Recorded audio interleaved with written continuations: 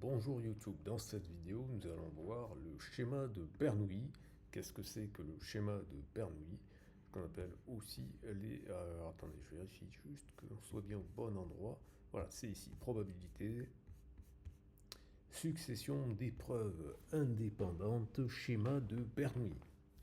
Alors, qu'est-ce que c'est? C'est les situations binaires, les situations qui sont représentées par un arbre binaire comme pile ou face, succès ou échec. Et c'est la répétition de cela, et c'est ce qu'on va appeler la loi binomiale. C'est extrêmement répandu dans les épreuves. Par exemple, si je prends l'année des épreuves de mathématiques 2025, on va voir que dans les exercices de probabilité, d'abord on a un arbre tout basique. Et dans une seconde partie, qu'est-ce qu'on voit? On admet que la variable aléatoire x suit une loi binomiale.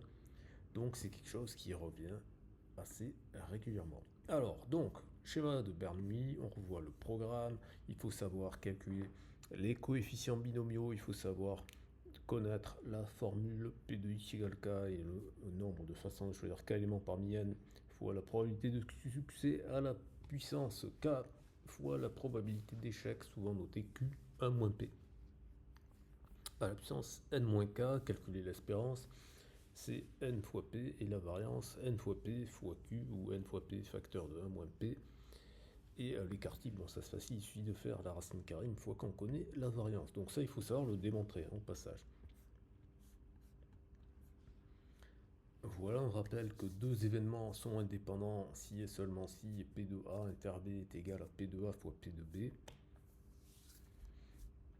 Donc tout ça c'est un petit peu assez basique d'une certaine manière, mais ce sont surtout des résultats qu'il faut connaître et savoir utiliser lorsque on en a besoin. On peut voir notamment, par exemple, si je reviens ici, déterminer les paramètres de succès et d'échec, savoir calculer la variable aléatoire de la moyenne, et ce genre de choses. Les coefficients binomiaux, évidemment qu'il faut savoir les calculer, mais ça je vous renvoie à la leçon sur la combinatoire et le dénombrement. Voilà, donc là vous avez des représentations, etc. Des exemples numériques.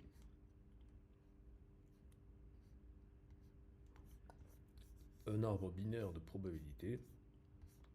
Une simulation Monte Carlo, les différentes démonstrations, bon je vous rassure, elles ne sont pas exigibles au bac. Voilà, vous avez des exemples de programmes Python qui exécutent tout ça.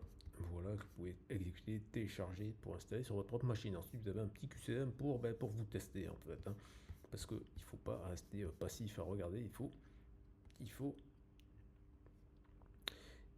absolument vous tester. Alors ici, vous allez scanner le QR code jaune ou le violet, parce que ces deux-là ne sont plus actifs, il faut que je les retire. Donc soit le jaune, soit le violet. Donc le jaune, c'est pour vous donner votre adresse mail pour que je vous envoie l'application, et le violet, c'est si vous voulez prendre rendez-vous pour faire un cours. Alors, moi, ce que je vous recommande de faire, c'est, si vous êtes en train de passer le bac, c'est de vous entraîner sur les sujets nanal. Vous allez comme ça sur le site APMP.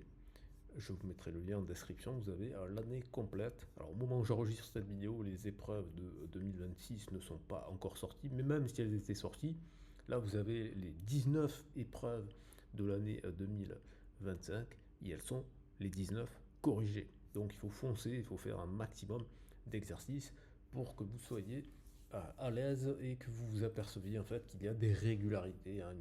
Donc, on a vu dans celui d'Amérique du Nord du 21 mai, si on regarde celui d'Amérique du Nord du 22 mai, on va retrouver des choses similaires. Boum, loi de binomiale, d'accord? Donc ça revient à savoir calculer ça. Donc savoir pour calculer ça, il faut calculer P de T inférieur ou égal à 18 moins P de T inférieur ou égal à 12. Et pour calculer P de T inférieur ou égal à 18, eh ben, il va falloir appliquer la formule plusieurs fois. C'est-à-dire que ici, il va falloir dire que c'est la somme. Attendez, où est-ce qu'on est?